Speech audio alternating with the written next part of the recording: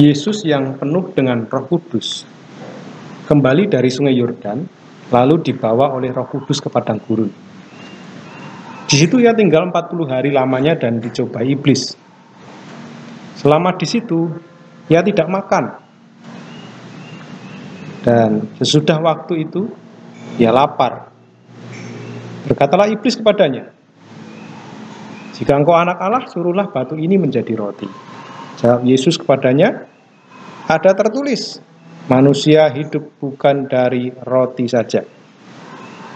Kemudian ia membawa Yesus ke suatu tempat yang tinggi dan dalam sekejap mata, ia memperlihatkan kepadanya semua kerajaan dunia.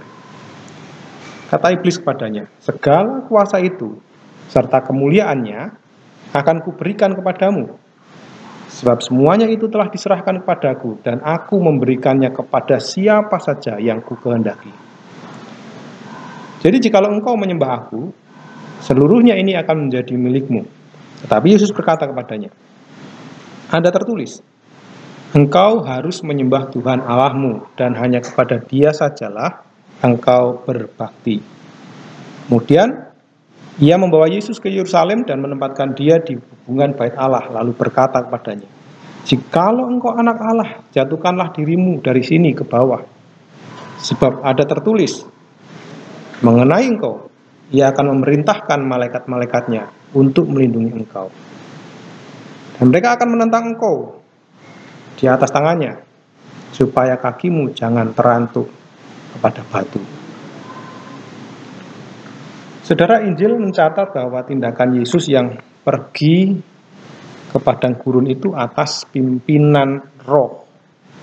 Kata "dibawa" itu menjelaskan bahwa ia tidak melakukan kehendaknya sendiri, melainkan mengikuti kehendak Bapa di surga. Sebagaimana pengakuannya, dia mengatakan, "Makananku ialah melakukan kehendak Bapa, kehendak Dia yang mengutus aku, dan menyelesaikan pekerjaannya." Lalu, apa kehendak Bapa di surga itu? Bapa di surga menghendaki supaya semua orang diselamatkan dan memperoleh pengetahuan akan kebenaran. 1 Timotius 2 ayat 4. Ia adalah Allah yang adil dan penuh kasih. Kita harus ingat itu. Sebagai Allah yang adil, Allah mestinya memberikan penghukuman yang setimpal bagi para pendosa.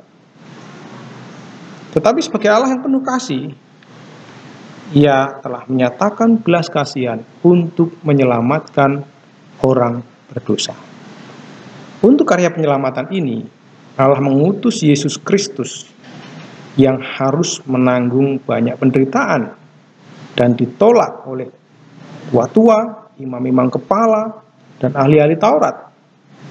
Lalu dibunuh dan bangkit sesudah 3 hari. Markus 8:31. Yesus yang diutus untuk penyelamatan ini tunduk sepenuhnya kepada kehendak Allah. Nah, iblis yang disebut pendusta, pemfitnah, telah berhasil mengelabui Adam dan Hawa untuk tidak tunduk pada kehendak Allah. Kali ini ia kembali mengelabui Adam kedua, yaitu Yesus, dengan maksud yang sama, yaitu supaya kehendak Allah atas manusia tidak terlaksana. Strategi iblis masih sama. Ia berusaha supaya Yesus dengan keilahiannya mengubah batu menjadi roti, dan tujuannya sama, tidak lain adalah supaya Yesus bertindak menurut kehendaknya sendiri dan untuk memenuhi kebutuhannya sendiri kala itu yang sedang haus dan lapar. Tujuan iblis masih selalu sama. Dia berupaya mencoba supaya kehendak Allah tidak terlaksana, supaya manusia terjerumus dalam lembah dosa dan tidak mempercayai Tuhan. Dengan harta, popularitas, kekayaan, iblis menggoda manusia untuk merasa tidak butuh Tuhan. Tapi kita perhatikan, Yesus mengalahkan pencobaan iblis. Dia melihat skema iblis yang mencoba untuk menciptakan keraguan terhadap kehendak Allah. Di dalam ayat yang ketiga dan 6,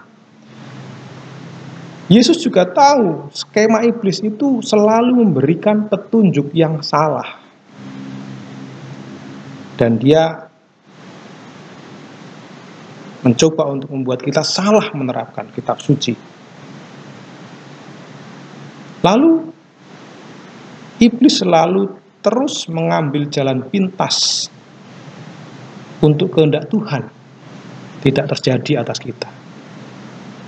Dan juga skema iblis, dia memberikan janji palsu. Menarik karena Yesus melawan iblis dengan tetap mempercayai kehendak Bapanya di surga. Dia sama sekali tidak mengindahkan petunjuk iblis. Bahkan dia terus menggunakan firman, menafsirkan kitab suci dengan kitab suci.